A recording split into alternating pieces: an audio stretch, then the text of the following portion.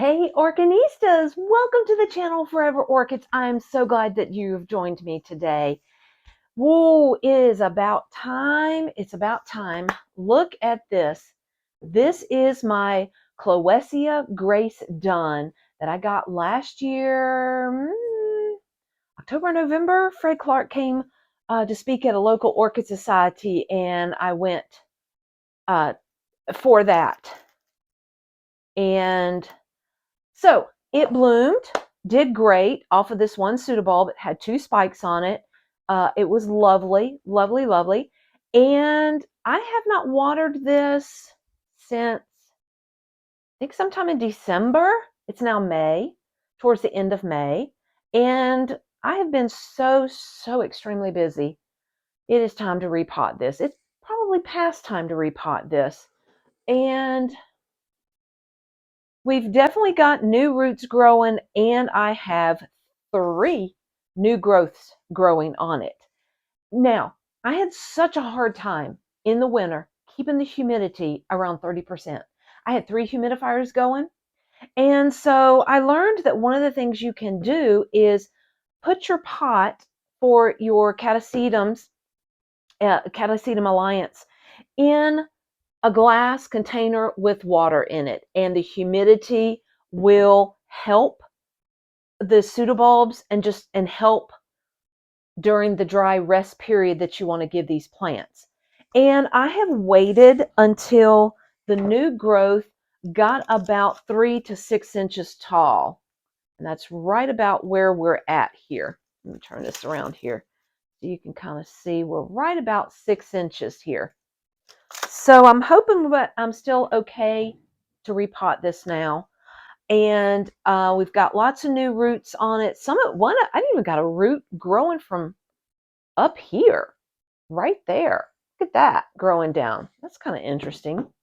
And I'm going to plant this in what they call the PET method for the polyethylene plastic. And I've got a little pot here that I have. This had pickles in it. And what I've gone ahead and done is I heated up. I didn't have a soldering iron, but in this method, you want to have a pot with no holes in the bottom. And you want to create holes, maybe about 3/4 to an inch from the bottom. So that way you will have a water reservoir down in your pot at all times. Catasetums in their growth period, they typically grow in like a monsoon environment in their grow period, and they are constantly getting water. They're like water hogs. So this method for growing them indoors seems to work for a lot of people, and so that's what I'm going to do today. I know this is a big container. It looks pretty big, but by the time we get the water reservoir, I get this in here, and you think about 3 new growths that potentially could get this big or larger, I think this will be okay. Now, how did I get the holes in it, you ask? Well, I don't have a soldering iron, so what I did is I took an old ice pick, and this is just kind of a vintage ice pick that I have, and I heated it up, and I just easily went around the pot with my ice pick. And because this was heated up, it worked great. And it melted the plastic, and it was perfect.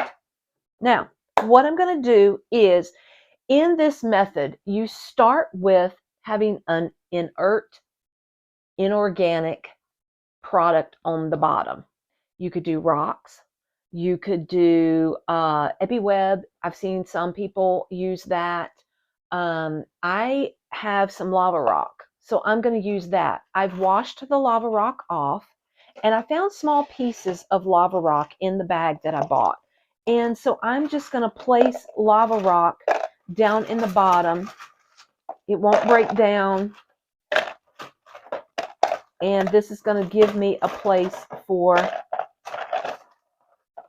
the water to sit. Plus, this is going to weight down my pot.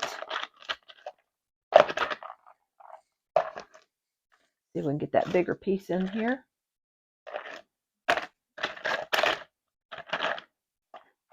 Alrighty. So I've got the lava rock just a little bit above. Put another piece in there. So about a finger's width for the water, and then about another finger's width for the rocks here, the lava rock. All right. Now what I've decided I'm going to plant this in here is the lava rock, and then I'm going to do a bark mixture, and then I'm going to top dress it with sphagnum moss. Catasetums and their alliance, orchids. Fred Clark, I have watched a presentation of his with SVO, Sunset Valley Orchids. He should be coming out real soon with his new list of his 2024 catasetums. And I've watched a presentation of his, and he has actually shown these plants growing in the side of a house on their vinyl siding. So they're very forgiving plants. They're not going to be really particular about the media that they grow in. It could be bark. It could be, I could probably, in fact, I probably could have done that instead of lava rock. I could have used a product called Stay Light. You just want to be careful with making sure that whatever you put here on the bottom is not going to cause your reservoir pH to change and get acidic on you. Okay, so we've got rocks down here in the bottom. Now let's get this guy out of here. And I'm wondering if I should soak this orchid first. Oh, I tell you what, that might not be a bad idea. Ooh, because I am not going to get this. Look at that. Look at that. Came clean out, hard as a rock. But I've got a lot of new roots growing, and I've got styrofoam in the bottom. And I tell you what, this is the first catasetum that I've had. I am not going to be as, what's the word I want to say? Harsh, hard. I have seen some videos where they just literally rip all this apart when they've got big pseudobulbs. I don't want to do that. I've got too many good new roots that are growing on this because I waited so long to pot this up. So what I'm going to do is just get the styrofoam that Fred Clark had down in the bottom of this. I'm just going to get that out. And I think for this grow season, I'm going to be okay leaving the sphagnum moss that's already in here in it. I'm not going to try to rip it apart. I just want to get the styrofoam out of the bottom here. Got a big piece right here I need to get out.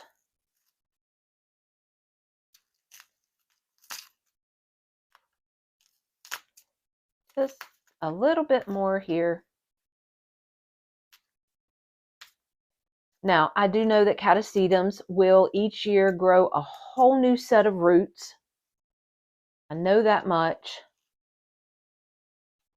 And as far as I'm concerned, that's what I've got. I've already got new roots coming from here, new root tip here, lots of new roots coming down here. And that's really all I'm going to do with this as far as pulling anything out. I think next year I can repot this a lot sooner, and I can be a little bit more harsh, and I'll be able to get this sphagnum moss out. So I'm not going to worry about it too much because catasetums will just grow about anywhere. All right, so here are my two new growths, plus I've got a little one coming up right here. So I'm going to plant this, I think, pretty much in the middle. A lot of times with your orchids, you want to say push the back bulbs up against the side of your pot to have more space for growth. But I've got growth coming in 3 different directions. So I think I'm just going to put this in the middle. And I've got my Orchiata bark here. I've got the Power Plus. It's a little bit bigger bark mixture. And I'm going to put this down here. And I didn't soak this first, and I think we'll be okay not soaking it. Put a little bit underneath here. Fill that little void there. Tried. I tried. Let's try that again. Get a few pieces under there. You could cone up the bark here in the middle. Let that sit there. Okay. Now I'm going to have the top of my new growth here either level with the pot or slightly above, because this this particular orchid, the flower spikes come out from the bottom and they're pendulent. If I get it just ever so slightly above the pot, then I do feel like I will be able to have those come out and drape down over the side of the pot. Now, what I'm doing right now, because this is not quite working the way I wanted it to, get some of that bark up under here. I might just take some sphagnum moss here. I've got some sphagnum moss that I've got soaking in sea kelp extract, and I think I'm just going to put some of that in there to keep this level. Okay. All right. Now, I think that looks good. And now I'm just going to fill the rest of the pot in with sphagnum moss that I've got this soaking over here in sea kelp extract. I'm using the sea kelp extract because I'm stressing the plant out. Anytime that I repot, I'm going to water my plants immediately after with a sea kelp extract. Sea kelp extract just helps those hormones in the plant kick in and generate some new growth, some new roots, and that helps with the stress that the orchid is under by being repotted. Okay. Now, some of the things that I am reading online, watching online for the catasetums is to get their root system good and long before you start watering. Now, I'm putting in some wet sphagnum moss. So the sphagnum moss that is around the plant is going to start soaking up some of this water. But I think what I'm going to do is I'm going to add sphagnum moss over a period of maybe a couple of weeks. Okay. And that way, the roots that I've got growing, they're just going to continue to grow and get longer. And so it's kind of like a little experiment that I'm going to do here with this. And I might give this, we're getting pretty desiccated here on the pseudobulb. So I'm going to watch it and see what it does over the next day. Now that I've got the sphagnum moss around the plug here that we left, and see if this plug will start soaking up a little bit of water. Now, some of those roots that were growing down below the plug, they're going to capture some moisture. So I'm going to get some moisture coming in there, but I think I'm going to give this about another week and let those roots get even longer. Then I'm going to add some more sphagnum moss to fill up around the top, and it'll be time to start watering this catasetum here. And this is my first experience with a catasetum.